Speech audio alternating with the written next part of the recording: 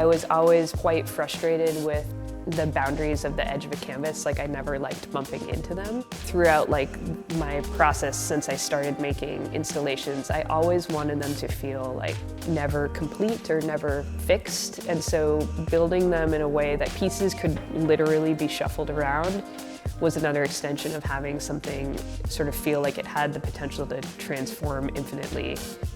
My preferred way of working is to make decisions like mid-flow. So paper, that material has always worked to capitalize on chance and improv. So images are not predetermined, but are found often at the end of a process rather than the beginning.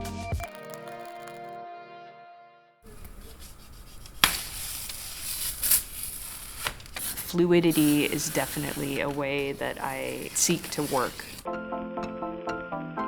The first thing that comes to mind is water and the way that water moves and like carves through a space, and both the way that I work and also the way that I hope the work ends up looking when it's complete is that everything is still very fluid and kind of arrive at a visual that feels like very much in flux.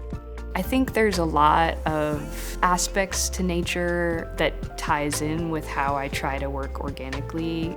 Because the work is site-specific, it's going to come apart and never come back together the exact same way twice. So like the life cycle of a butterfly or a moth, they have like a few days to make their impact and then they're gone. So I think about that kind of like boisterous, fast, abrupt exuberance and trying to conjure that with the garden. I feel like it does tie into like how things often exist in nature. Spring Song refers to a really specific cartoon, I think like 1910, somewhere in there. That's like a cartoon short of the coming of spring, and it's all about transformation.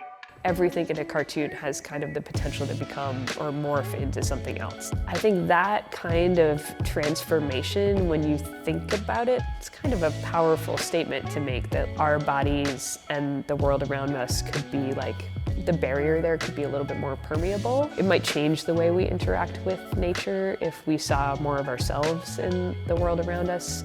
If you look at like the history of human engagement with nature, there's been a lot of attempts at control and subjugation, destruction, you name it.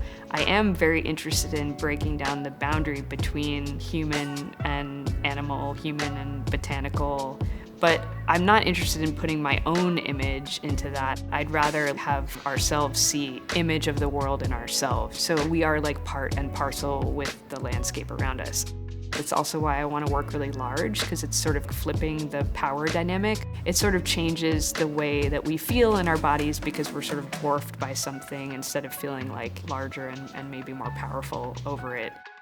When you think about how kids look at the world, there is like a constant state of wonder and excitement, and everything is sort of strange and wonderful. So I hope that it's getting people to think about nature, and maybe it draws people in through the lens of like a playfulness, and hopefully people get entirely different perspective of it every time they come back in.